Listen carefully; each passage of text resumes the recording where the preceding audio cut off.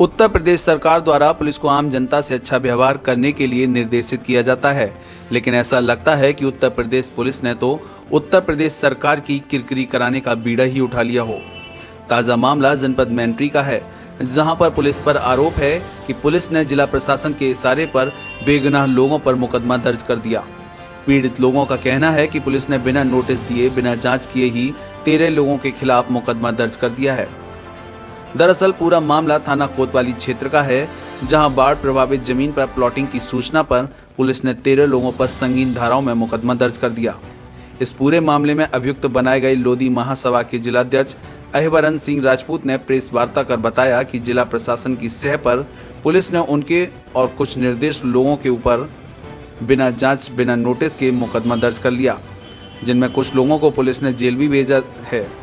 हैरान कर देने वाली बात यह है कि पुलिस ने जो मुकदमा प्रशासनिक अधिकारी की तहरीर पर 13 लोगों के खिलाफ दर्ज किया है, उनमें एक अभियुक्त प्रदीप है, जिसकी 4 साल पहले ही मृत्यु हो चुकी है।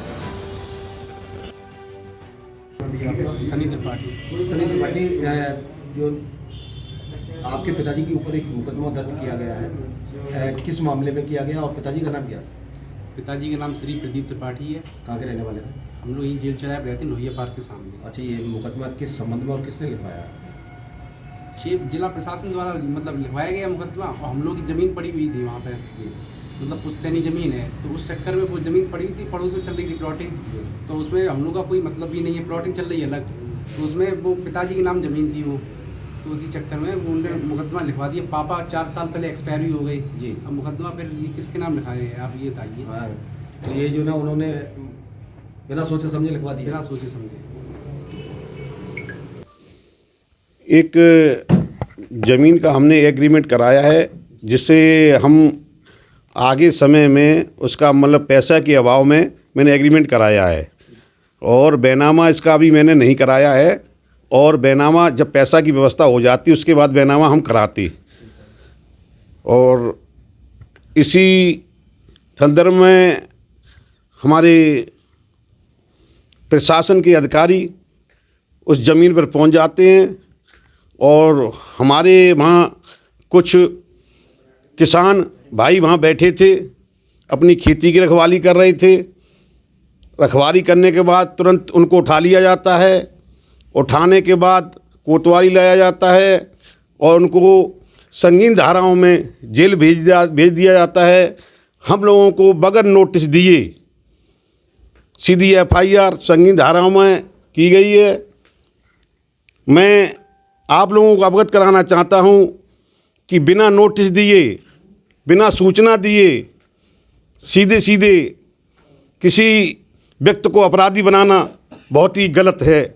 मैं क्या कहूं आपसे, और जब मैंने बात की लोगों से, तो प्रशासन का कहने का मतलब ये है कि ये बूढ़ा क्षेत्र है, आप यहाँ पर प्लाटिंग कर रहे हैं। मैंने कोई प्लाटिंग नहीं की अपने हाथों से, ना मैंने कोई बैनामा किया मेरे हाथों से। मेरे नाम जब ज़मीन ही नहीं है तो मैं बैनामा क्या करूँगा? अभी तो मैंने एग्रीमेंट कराया था, एग्रीमेंट कराने के बाद ज़मीन बिकती है। मैंने कोई ऐसी ज़मीन बेचा खूची नहीं की है।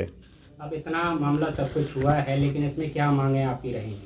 मैं प्रशासन से अनुरोध करता हूँ कि ऐसी कोई कार्रवाई ना करें, और यदि हम लोगों को निर्दोष फंसाया जाता है। मैंने हमारे अखिल भारतीय लोधी महासभा के राष्ट्रीय अध्यक्ष जी हैं, उनसे भी बात की है। हमारी राष्ट्रीय लोधी महासभा के राष्ट्रीय अध्यक्ष आनंद भाई जी हैं, उनसे भी मैंने बात की है। वो लोग जल्दी आके बहुत ही एक बड़ी महापंचायत का आयोजन लोधी महासभा की तरफ से किया जाएगा, और जो यहाँ पर तानाशाही रवैया चल रहा है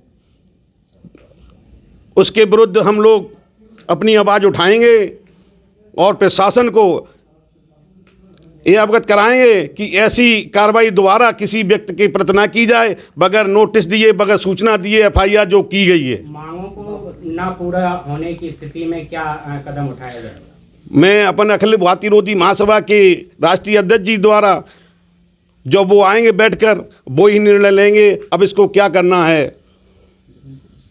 जमीन कहाँ पर है ये जिस पे विवाद चल रहा है? जमीन जेल के जस्ट सामने 2-3 खेत छोड़ के आगे को है, जिसमें ज़मीन में, उस ज़मीन में जेल की बाउंड्री भी हो रही है और बूढ़ा क्षेत्र के नाम जब लिया जाता है तो कम से कम ईशन नंदी से लगा के और पूरा कम से कम 1000 मकान बने हुए हैं। और आपको अवगत कराएं हमें कि क्या वो निवास के पीछे विद्यापुर गांव, पूरा गांव बूढ़ा क्षेत्र में बना हुआ है। उसके बाद नंगला टाल पूरा बूढ़ा क्षेत्र में बना हुआ है। सेंट मैरी स्कूल बूढ़ा क्षेत्र में बना हुआ है। चांदेश्वर पूरा बूढ़ा क्षेत्र में बना हुआ है। विकास भवन के सामने पूरा बूढ़ा क्षेत्र में बना हुआ है। और जो दीवानी रोड पर चौराहे से पुल से पूरा बूढ़ा क्षेत्र में बना हुआ है। आप वृद्धा आश्रम बूढ़ा क्षेत्र में बना हुआ है। पुसैना पूरा गाँव बूढ़ा क्षेत्र में बना हुआ है। और मॉल जो बने हैं बूढ़ा क्षेत्र बने हैं। और कुछ नक्शे भी पास हुए हैं, बिना नक्शे पास हुए कैसे मकान बन गए।